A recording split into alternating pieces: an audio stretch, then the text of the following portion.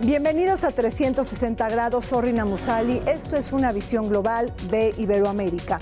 Hoy analizamos dos hechos que están impactando la agenda de nuestros países.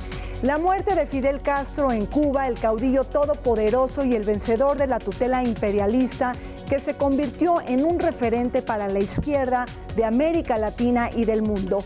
Hoy nos preguntamos sobre su legado, sus éxitos, sus fracasos y asignaturas pendientes, pero sobre todo ponemos nuestra mirada en el futuro de la relación bilateral Estados Unidos-Cuba tras la llegada de Donald Trump a la Casa Blanca. En la segunda parte de este programa, un análisis sobre la Conferencia Internacional Anticorrupción que tiene lugar en Panamá. Una conferencia a la que asiste Luis Almagro, el secretario general de la OEA, Juan Carlos Varela, el presidente de Panamá, así como Iván Velázquez, el comisionado colombiano que dirige los destinos de la CICIG, que es la Comisión Internacional contra la Impunidad en Guatemala. Un foro para promover la cooperación internacional, el intercambio de experiencias y los métodos para combatir este flagelo que prácticamente se ha convertido en un cáncer para nuestras democracias. Acompáñenos con entrevistas, reportajes y lo más importante sucedido en Iberoamérica.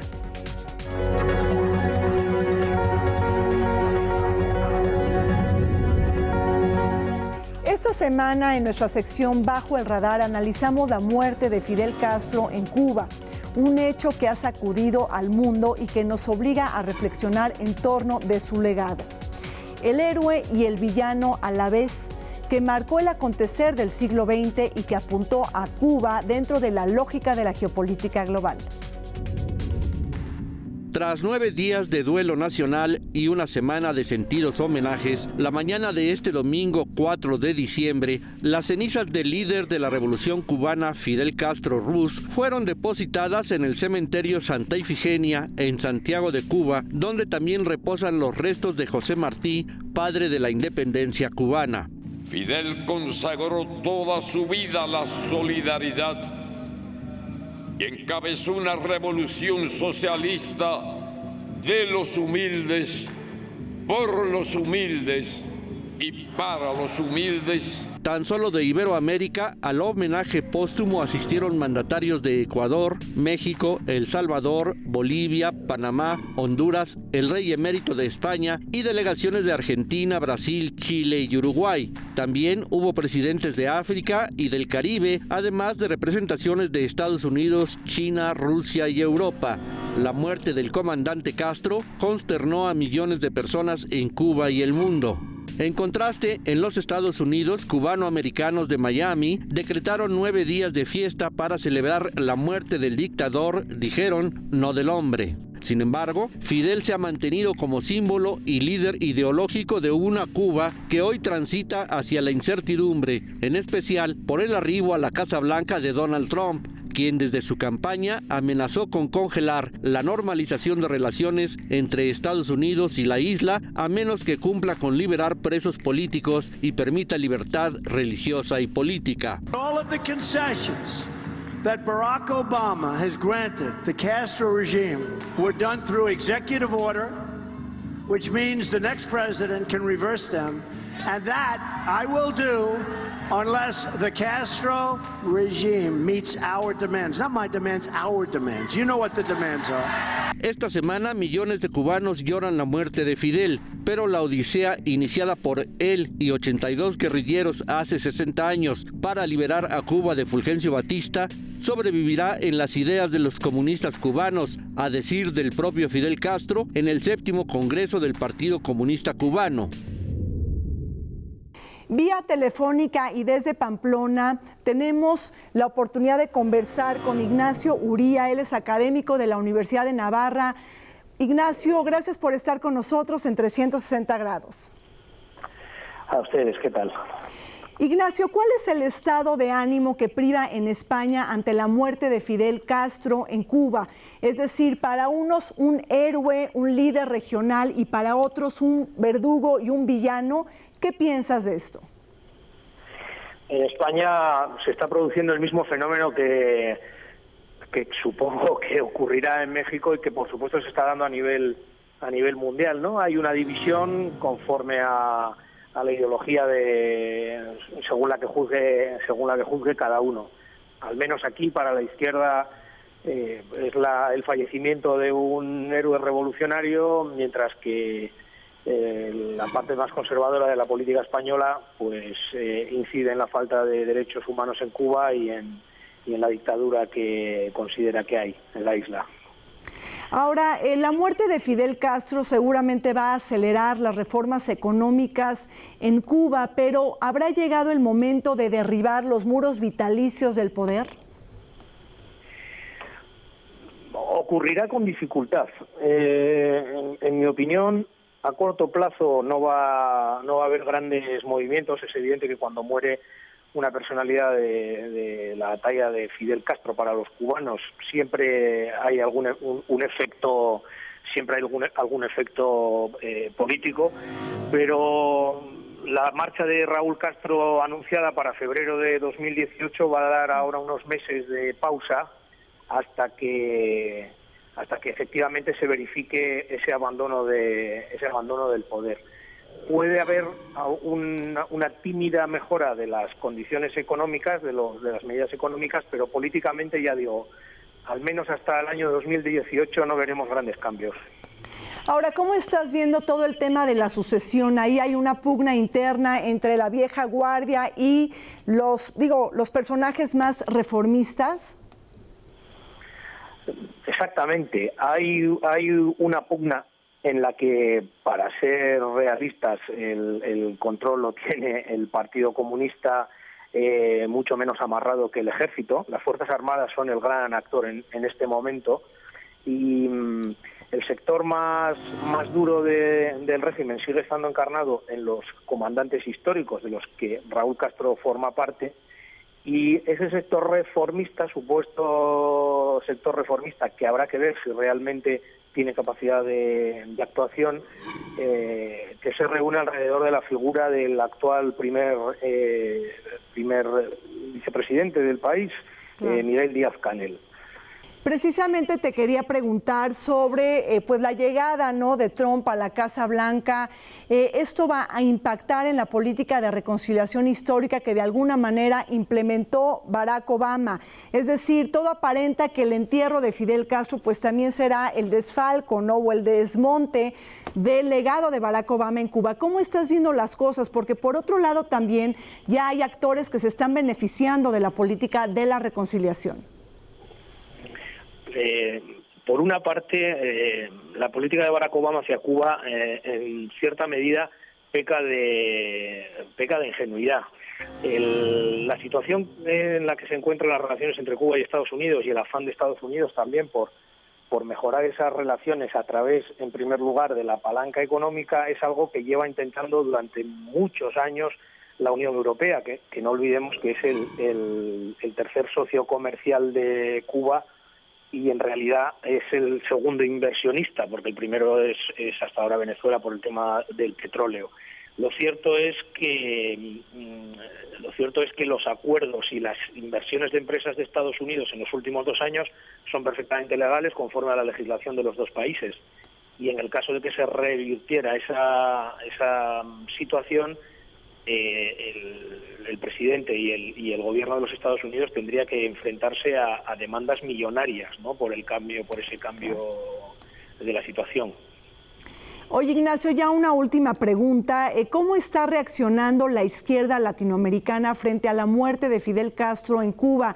Y esto te lo pregunto porque se está viviendo un momento de crisis de la izquierda, sobre todo en América Latina, y el fin, ¿no?, de las épocas revolucionarias, ¿no? Ahí tenemos también la paz, ¿no?, entre el gobierno de Juan Manuel Santos y las FARC. La influencia real que antes comentaba de Cuba en los movimientos revolucionarios, pues es una cuestión testimonial. Es cierto que estamos en un momento en el que el socialismo del siglo XXI bolivariano pues se ha quedado sin verdaderos referentes después de la muerte de Chávez, ahora la de Castro y el abandono del poder, la derrota del poder en Argentina de Cristina Kirchner. Evidentemente, en este momento, la muerte de Fidel, sobre todo simbólica, a efectos de esa izquierda latinoamericana. Pero lo que está claro es que entramos en un proceso pendular muy clásico en el continente, en el que, bueno, se acercan tiempos de una mayor liberalización de la economía y donde se producirá una progresiva asimilación de los guerrilleros, de grupos guerrilleros que se dan cuenta también que efectivamente la lucha contra el Estado es tan larga que no va a terminar dando ningunos réditos definitivos, como es lo que ha pasado en Colombia. Muy agradecida con Ignacio Uría, académico de la Universidad de Navarra, por esta entrevista telefónica. Gracias, Ignacio, y ojalá y nuevamente puedas participar aquí en el canal Iberoamericano. Buenas tardes, me tienen a su disposición. Adiós. Vamos a un corte. Cuando regresemos, un análisis sobre la Conferencia Internacional Anticorrupción que tiene lugar en Panamá.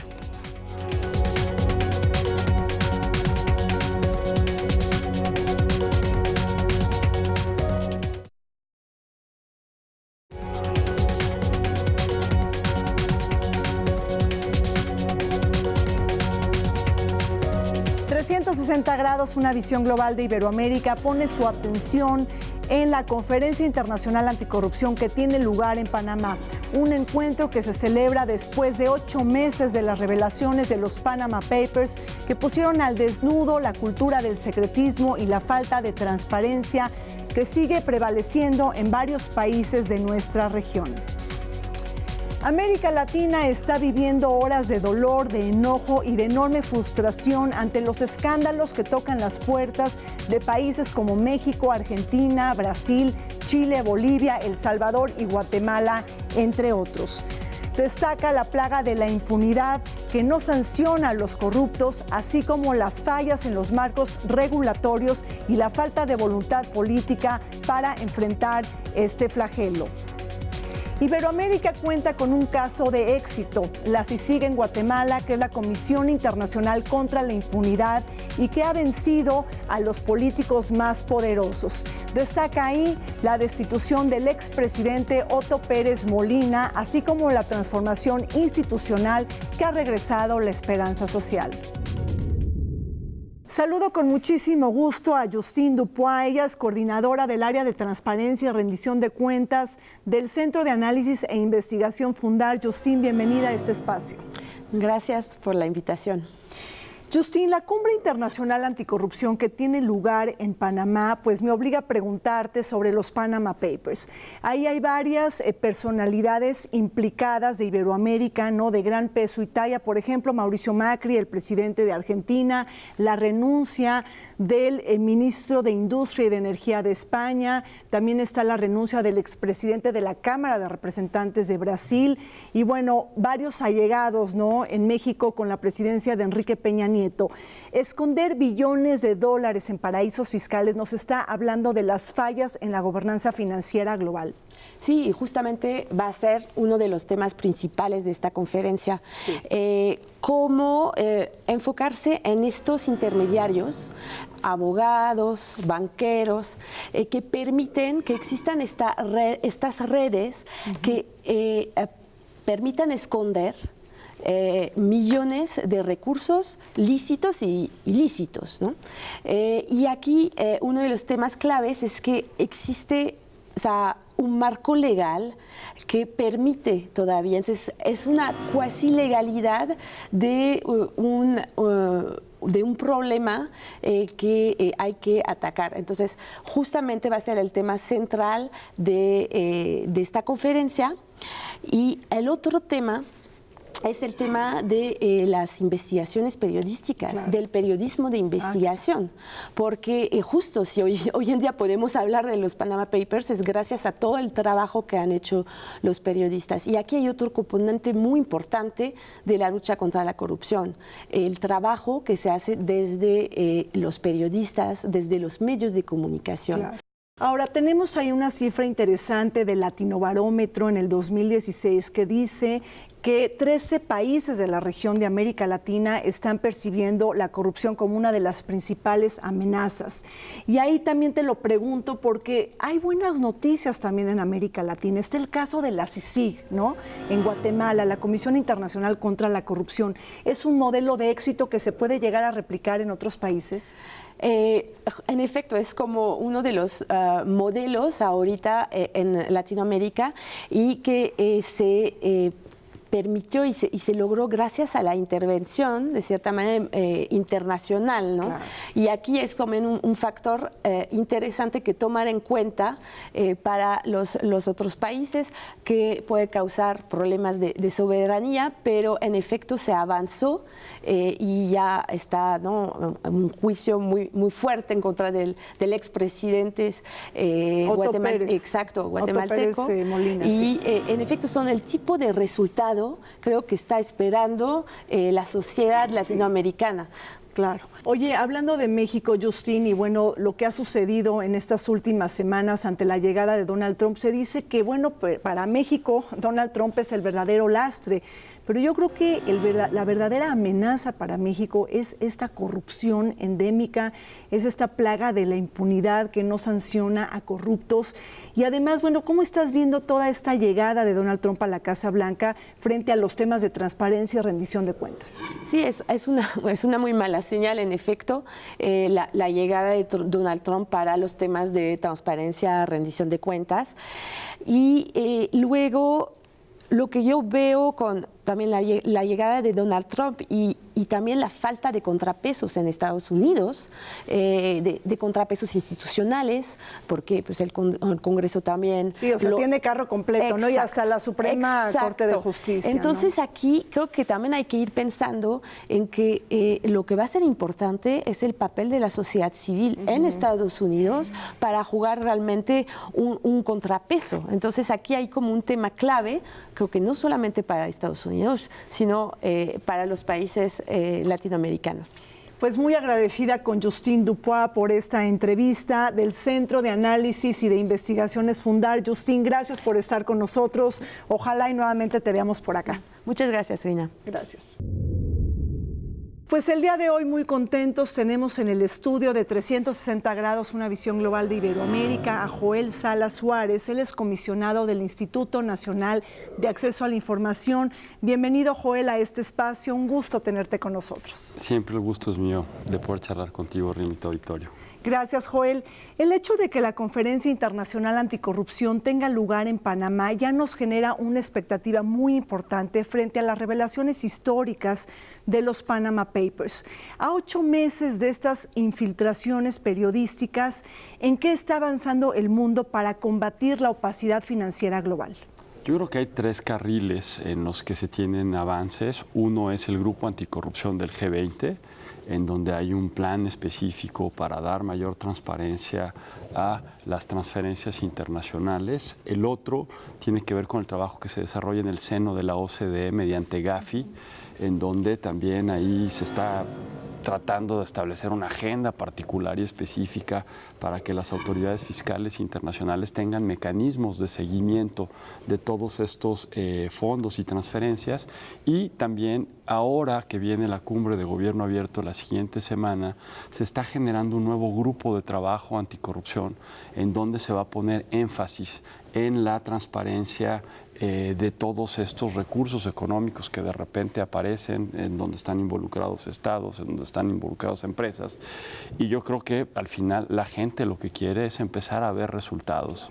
cómo es posible que políticos en un vínculo con empresas privadas de repente se vuelvan millonarios cuando la desigualdad en términos generales en el mundo sigue en aumento. Entonces, sin duda, es un tema que ahora en la conferencia en Panamá va a estar en la agenda. Oye, Joel, bueno, hablas de la OCDE, del G20, también del G7, pero bueno, todos estos organismos internacionales de alguna manera han estado abordando todo el tema de la corrupción, pero ¿cómo poder tener avances, ¿no?, dentro de la comunidad internacional cuando vivimos un capitalismo financiero desregulado? Es mucho más complejo, ¿no?, tener logros y éxitos. Sí, y acuérdate que hay toda una discusión también en torno a los gravámenes de estos capitales financieros. En los finales de los años 90, principios del 2000, se hablaba de los capitales golondrinos y cómo tasarlos para que finalmente pudiese dar certeza en los mercados en los que se estaban invirtiendo. A ver, hay todo un debate ahorita en el modelo del consenso de Washington. Creo que ya está sobrepasado. Incluso el FMI hace pocos días, en junio, reveló que es necesaria una mayor intervención del Estado para reducir las desigualdades. Los recortes presupuestales en materia de educación, en materia de salud, no están dando resultados. Entonces, justo estamos viviendo un momento crítico. Yo no sé qué va a pasar también con la llegada del presidente electo Donald Trump. Ayer veíamos que hay problemas de inversiones que ya estaban comprometidas por parte de algunas empresas. Claro. Y entonces estamos, o sea, no hay que minimizar el efecto de Donald Trump, ¿no? Estamos en un escenario complejo y ante esas posibles restricciones económicas y ante la tendencia de estados y sociedades a cerrarse, pensemos en el Brexit, pensemos en el no a la paz, pues justamente nosotros tenemos que apostarle a la apertura, a que nuestra democracia dé los resultados que desde los 80s y 90s se está buscando, pero que por el momento no aparecen. No, y que se convierta en letra muerta, ¿no? Como digo, una vez más, de todo lo que sucede en el país, ¿no? Que a veces no pasa nada, ¿no? Y que no hemos logrado cambiar el paradigma de incentivos, ¿no? Así es, creo que es lo que busca el sistema. El tema de fondo es que las expectativas están generadas en cuántos gobernadores van a estar en la cárcel el día de mañana. Y eso no, a ver, digo, hay que hacer las investigaciones y demás, pero por más que el sistema tengas la participación de la sociedad civil, si la PGR no hace bien su trabajo, si los jueces cambian un fallo por X, Y o Z motivo, este sentimiento de impunidad, pese al sistema, se va a mantener. Entonces estamos en un momento crítico en donde la gente requiere de resultados, pero también requiere una cultura de entender bien qué sí es, qué no es la corrupción.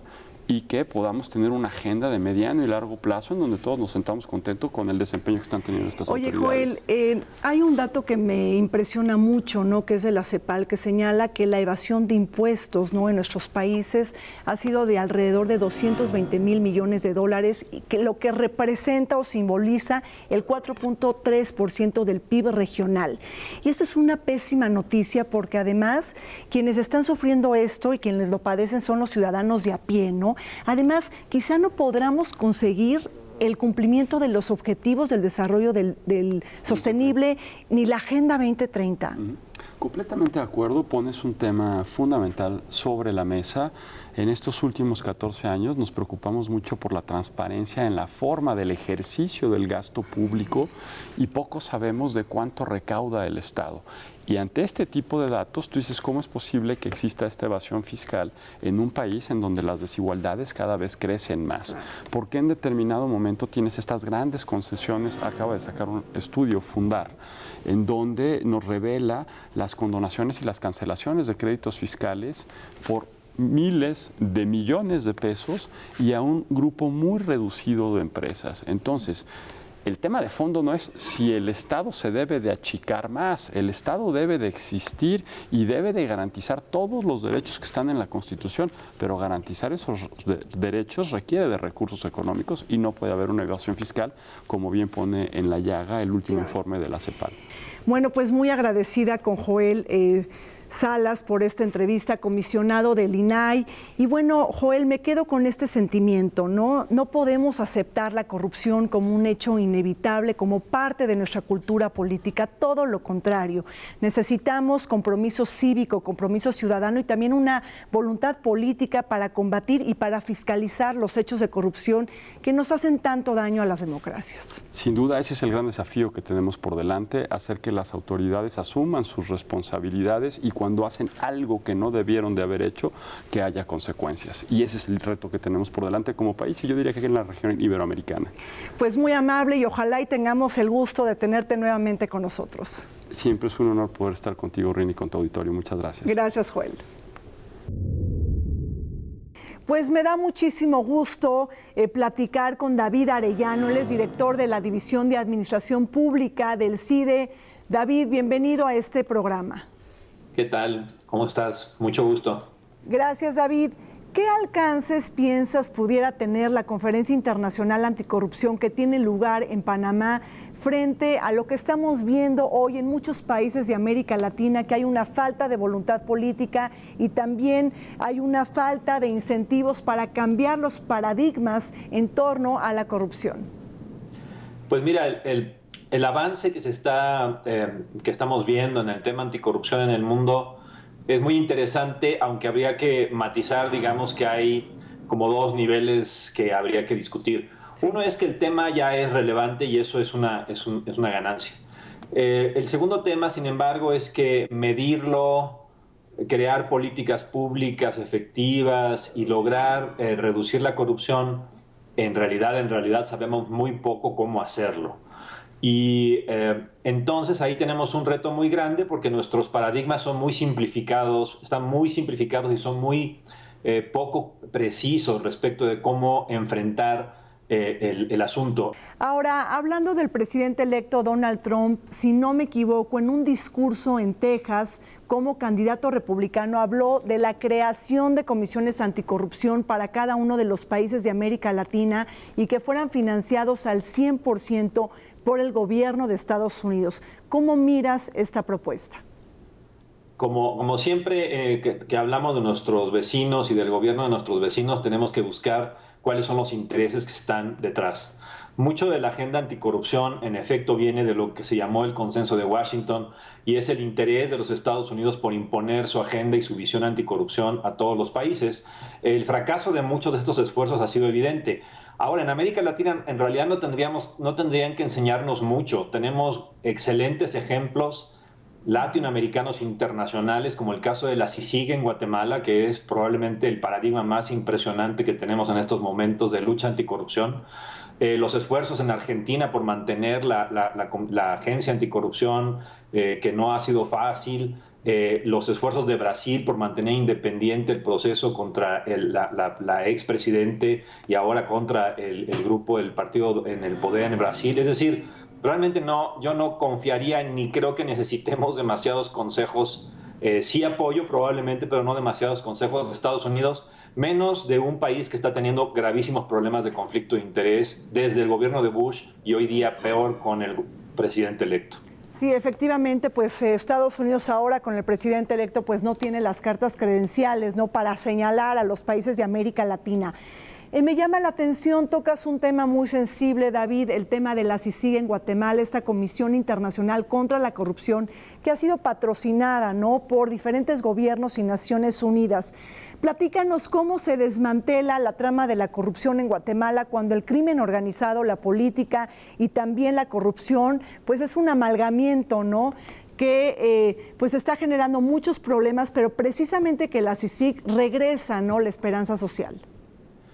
La CICIG en Guatemala, en efecto, es un paradigma que hay que seguir de cerca, porque en efecto es una organización cuasi internacional y cuasi nacional. Es un paradigma interesante, porque tiene capacidades de seguimiento y de investigación y de acompañamiento a las autoridades locales, pero tiene la legitimidad internacional desde Naciones Unidas y de otros países, lo cual hace que, digamos, el paradigma de la CICIG es una especie de camino paralelo. Como los países tenemos problemas de impunidad y también tenemos problemas de unas autoridades que no son imparciales, la CICIG ha otorgado ese espacio de autoridades imparciales creíbles a partir de ser esa mixtura, ¿no? Esa combinación entre ser nacional e internacional. Ahora, lo simpático es que el último reporte de la CICIG, con todos sus éxitos, también es importante leerlo con cuidado, porque lo que dice es que después de 8 años, sí, si la hay que renovar el mandato, ¿no? Todo regresaría al estatus anterior. Es decir, la angustia es, no hemos logrado transformar las redes sociales del país, porque si hoy desapareciéramos, el país regresaría a las prácticas corruptas del pasado. Es impresionante. Bueno, pues muy agradecida con David Arellano, director de la División de Administración Pública del CIDE, por esta entrevista. Ojalá y tengamos la oportunidad, David, de verte nuevamente aquí en 360 grados, una visión global de Iberoamérica. Muchísimas gracias a ustedes. Gracias a ti. La Conferencia Internacional Anticorrupción se ha celebrado en varias ocasiones en los países de Iberoamérica. Una buena noticia para una región que necesita incrementar su cultura de la legalidad, transparencia y rendición de cuentas. Uruguay es el país de Iberoamérica con menor índice de corrupción, seguido de Chile y Portugal dentro de la región iberoamericana. Una ecuación que contrasta fuertemente con lo que sucede en México, en Argentina, en Paraguay y Nicaragua. Estos dos últimos países, los peores ubicados dentro del índice de transparencia internacional. Me despido de ustedes, soy Rina Musali, los esperamos todos los domingos a las 21 horas por el canal iberoamericano, la señal que nos une.